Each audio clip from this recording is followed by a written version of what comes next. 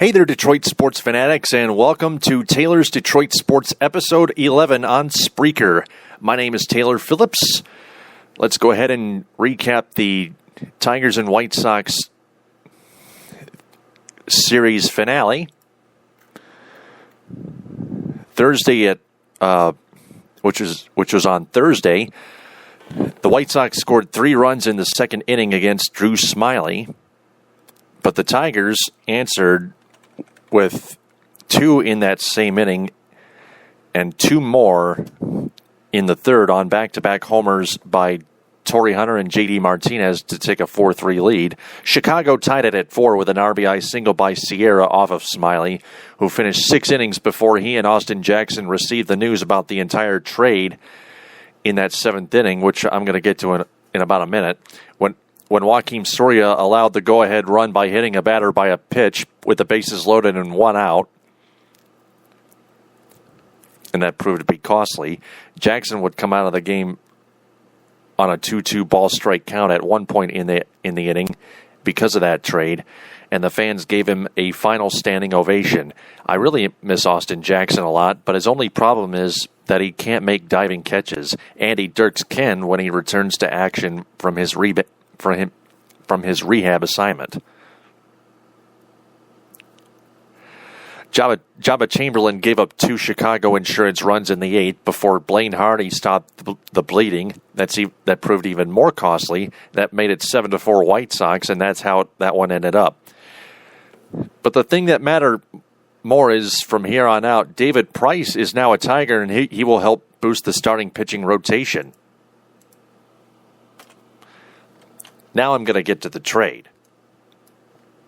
The Tigers acquired left-handed Cy Young award-winning starting pitcher David Price from the Tampa Bay Rays in a 3-team trade. Starting pitcher Drew Smyly and 18-year-old prospect shortstop Willie Adams, ADAMES, both went to the Rays, whereas center fielder Austin Jackson went to the Seattle Mariners.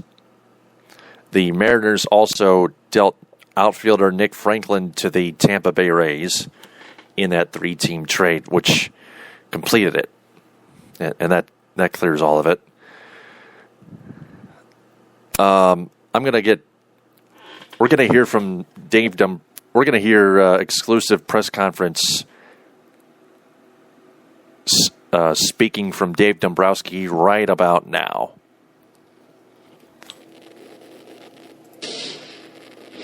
We had a few clubs we were talking to over the last time period. I actually talked to Tampa Bay a lot about 10 days ago about the possibility of acquiring David Price. It always was pretty much a 3-way trade, and there really wasn't much said about it at all after we talked a little bit at that time, and just continued to say that we did have some interest there.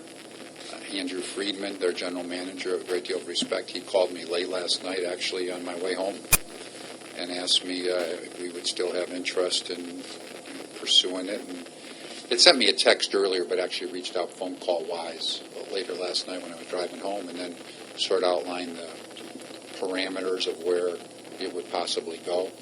These things are never easy to do one-on-one trade, let alone 3 clubs being involved. He talked to Seattle. He had been talking to Seattle about some possible trades. We had been talking to Seattle about possible trades, and it all just sort of meshed together. Today, more conversations were held early today. First of all, when I came in this morning, because I really had not discussed anything seriously with our coaching staff, with Brad and the staff, with our scouts that were in town. And the first thing this morning, I got together with our staff and discussed the possibility of the deal as it was outlined and how they felt about it. Did they think it would be a good deal for us? In turn, got our scouts together that were in town, discussed the same topic. We went back and forth a couple times, and then things started to really roll at that point. But then I talked to Mr. I, and again, thankful to Mr. I once again for supporting us with this move. He signed off on it. And then it started, before the game, Brad had reached out to me and texted me, said anything new.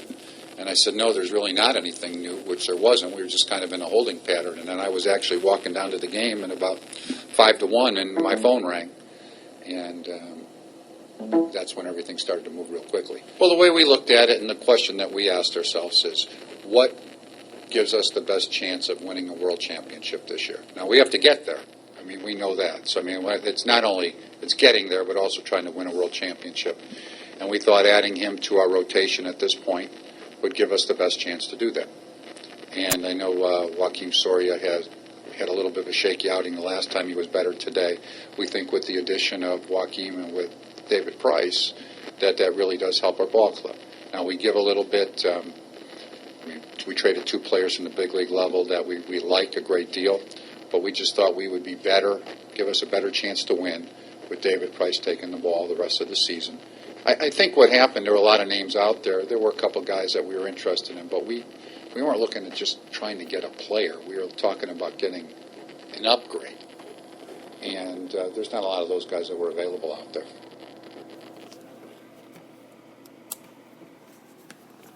Dave Dombrowski, ladies and gentlemen. And now here's Brad Ausmus.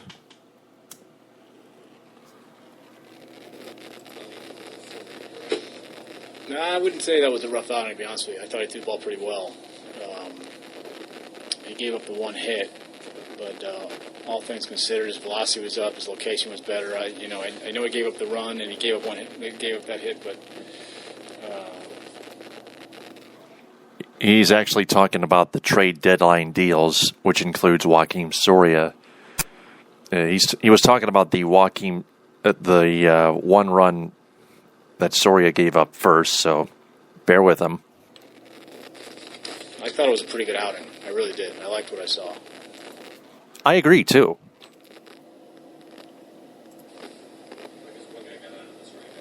There's the strikeout, yeah. And you know, with the base open, you end up walking Abreu, which you wouldn't do if that was the case.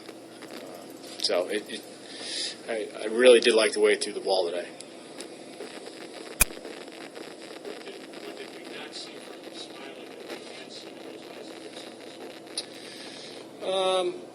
Well, I mean, his last start was clearly the best start we'd seen all year. Everything was being thrown for strikes. His curveball and cutter were outstanding. Today, the curveball was good. The cutter, more sporadic. I think he probably felt like his curveball was better and went to it more often.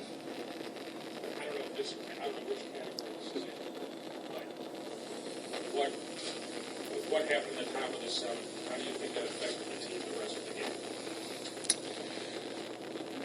That's tough to say. You know, I don't know that it affected them at all. I think guys, once they step in the box or once they step on the pitching rubber, they push everything else in the world aside and focus on their job or their task at hand. So I don't think it probably had an effect in the grand scheme of things. But I can't speak for every single guy.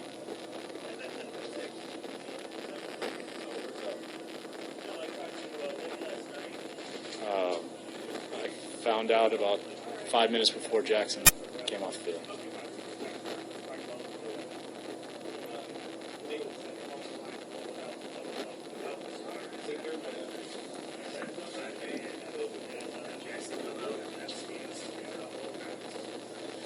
Yeah, I mean, it's certainly not the standard. You know, it's not the way it always happens. I think ever since they moved the trading deadline to 4 o'clock, it's more likely to happen. When it was a midnight trading deadline, it was probably a lot less likely. So I don't think you see it often, but it's certainly not unprecedented. Okay.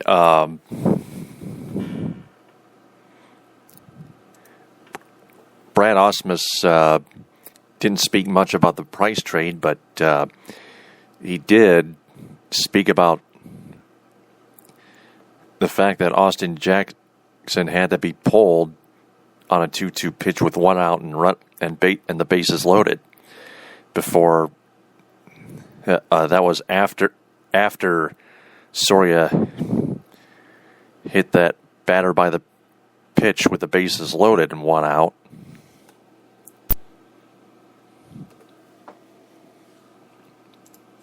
So anyway, I have other stuff to touch on. in this episode. Which starting pitching is better after this trade?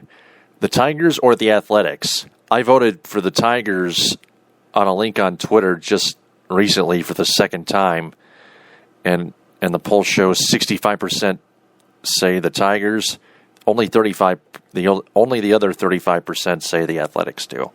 They have Smarja and Hamill do the Athletics, and Sonny Gray and John Lester, whom they picked up today.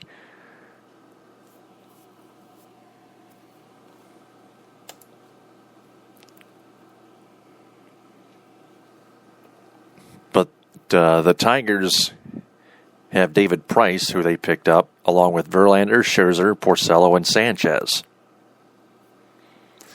And they now have a full starting pitching caliber starting rotation. What's also good about the trade, is Drew Smyly. We don't have to put up with Drew Smyly's horrible starting pitching. I mean, he was great in relief, but I was shocked that he was going to leave Detroit.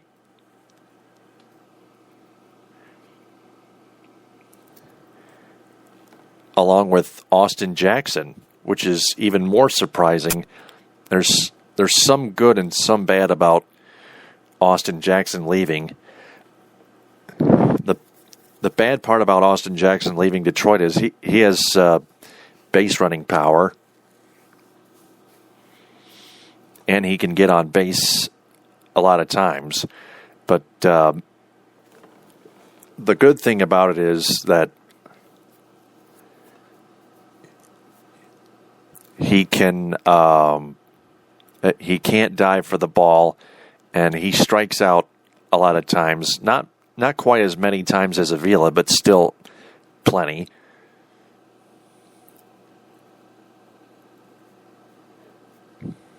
And that pretty much covers it. What's bad about Drew Smyly leaving Detroit is he had struck out 17 batters the other last two outings, going into Thursday's outing against the White Sox, in which he struggled again, which is still another good part of him leaving the Tigers.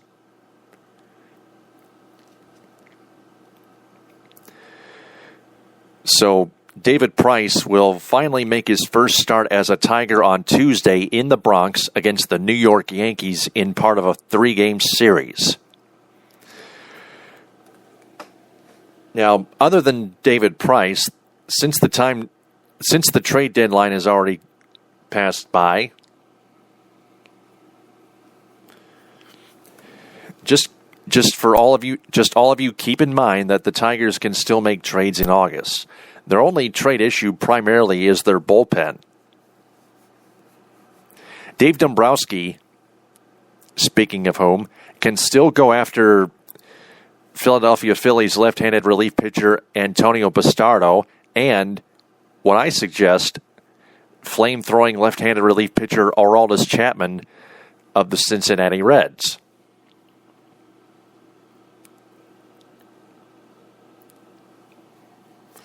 Keep in mind, they need left-handed relievers, not right-handed. I mean, Joaquin Benoit is good, too. I'd add him with the other two to the team. I also want to address something else. The catcher situation. Alex Avila is still batting horribly against lefties like he did this Thursday against Chicago. And the only move Dave Dombrowski can make is to call up James McCann in the beginning of September because he needs to save the money. But if he had the money, I would tell him to go after Ramon Hernandez if the Royals start to slip down, or Yan Gomes.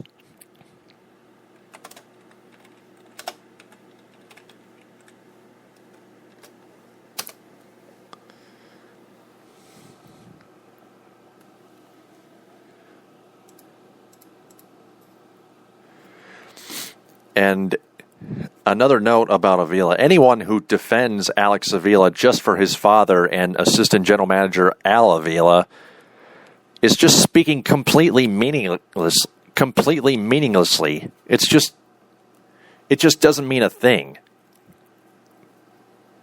I mean, it doesn't sound too silly, but that's just something you Tiger fans have to rise above. And that's something Alex and his father Al will have to rise above soon if Avila still can't get his bat going. He's really struggled as of late. He's batting .215 overall thus far, batting a lot less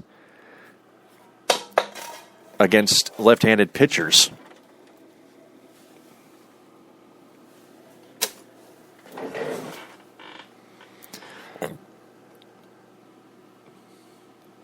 Also, the Tigers recall left-handed relief pitcher Patrick McCoy to action and activate him from the 15-day disabled list, which is a bit of good news. He will apparently make his return this Friday against the Colorado Rockies in Game 1 of that series this weekend. Speaking of the Tigers-Rockies series,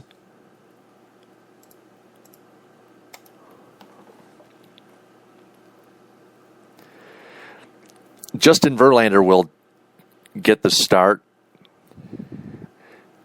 for the Tigers at 9-9 with a .479 ERA against Franklin Morales with a 5-5 record and a 5.18 ERA.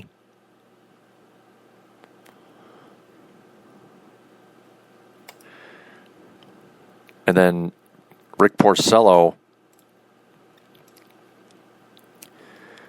at 12-5 with a 3.24 ERA will take on Johan Flande with an 0-3 record and a 5.72 ERA. He has struggled.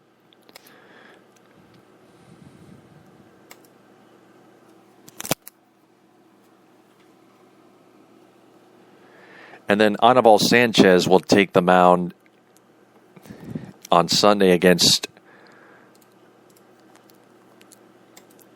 Jorge De La Rosa at 11-6 with a 4.20 ERA. Tigers start the Yankees series on Monday. Scherzer at 13-3 with a 3.27 ERA will take the mound. And apparently David Price will make his first start as a Tiger on Tuesday. Tigers-Rockies series, first two games at 7:08, Sunday's game at 1:08.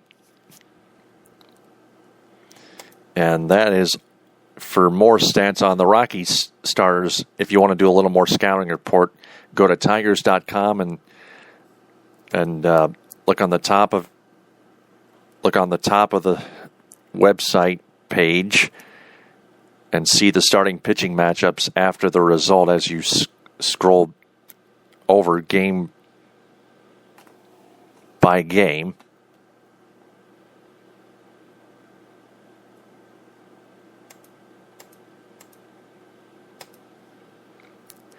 So that covers everything on episode 11 of Taylor's Detroit Sports on Spreaker.